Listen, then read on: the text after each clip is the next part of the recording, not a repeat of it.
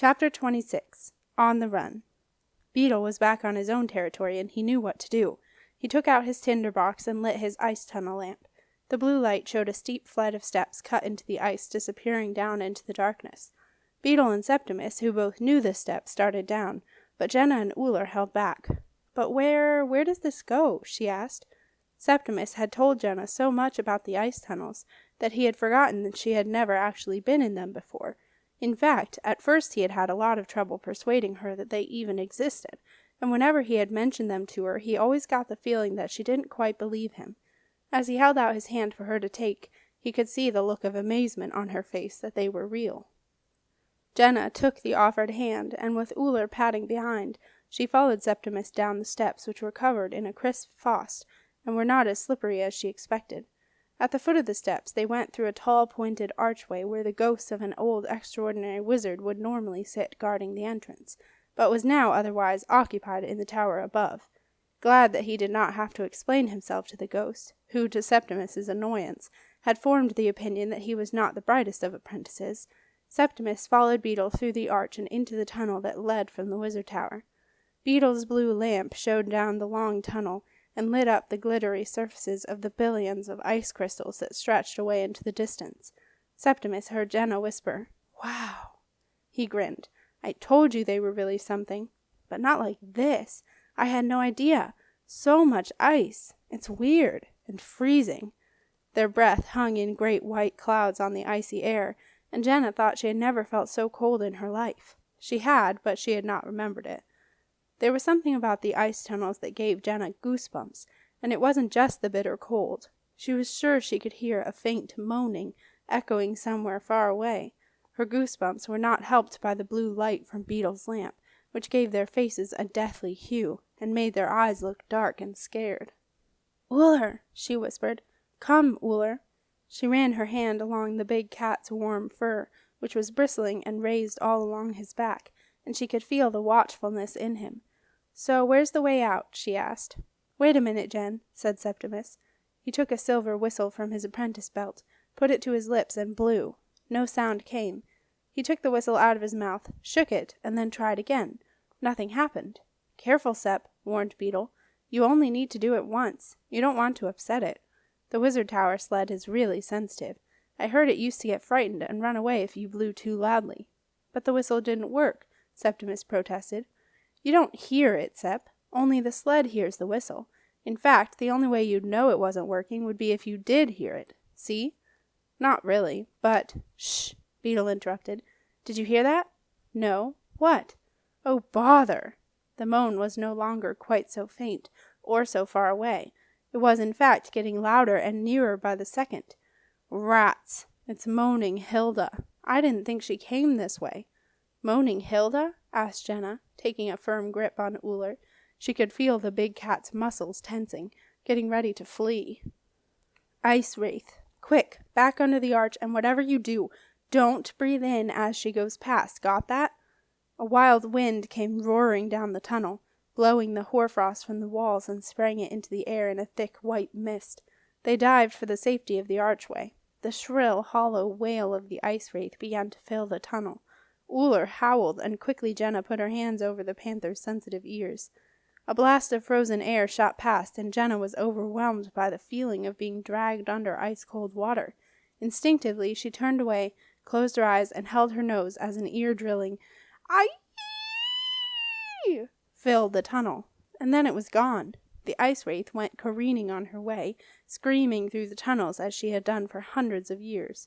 Jenna, Uller, Beetle, and Septimus emerged from behind the archway.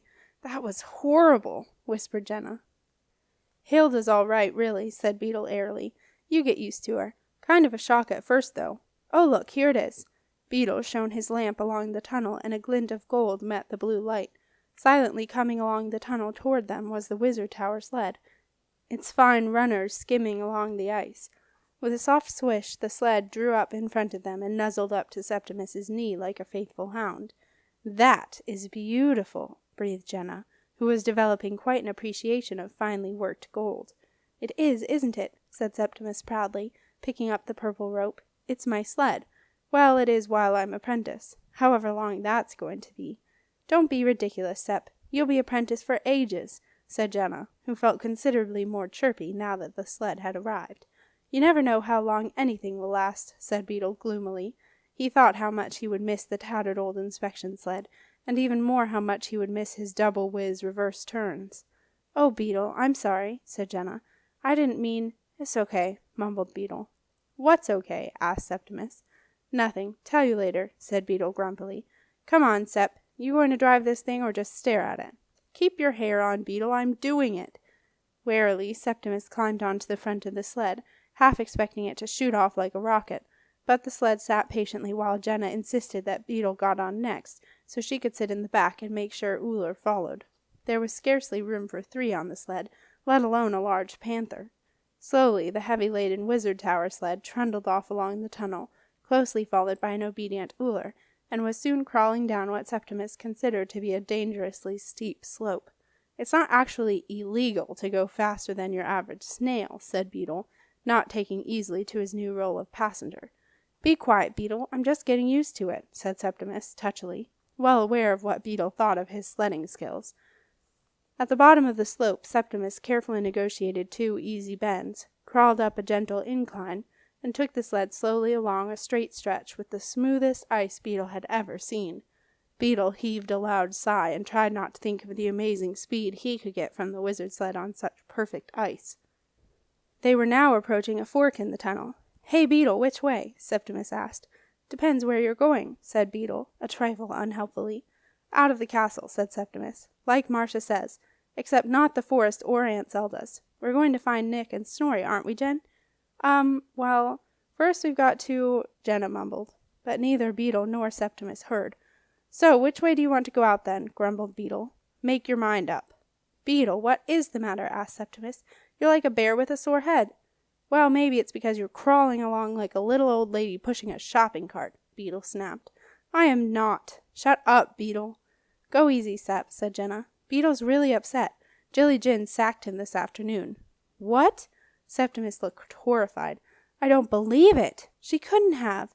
Why would she do a stupid thing like that?" "Exactly. But she did. Horrible old cow." "But why didn't you tell me before?" Septimus asked Beetle. Beetle shrugged. "He doesn't want to talk about it," said Jenna. "Oh, I see. I'm really, really sorry, Beetle," said Septimus. "It's okay," muttered Beetle. "Let's just get going." Jenna took a deep breath. She had been dreading this. Sep, it's about the map. Oh, yes, we've got to go to the palace and get it, right?" "No," said Jenna miserably. "There's something you don't know."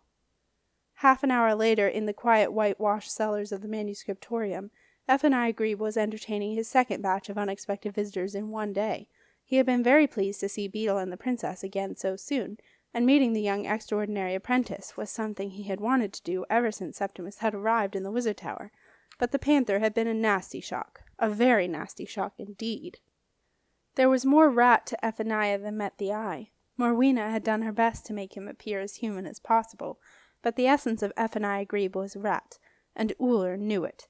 And now that the size difference was no longer to Uller's disadvantage, he longed to take his chance against the giant rat. But Uller was a faithful creature, and Jenna had told him very firmly, "No, Uller, no." And so the panther lay disconsolately at her feet. But the orange tip to his tail twitched, and he did not take his glittering green eyes off Ephaniah Grebe for 1 second.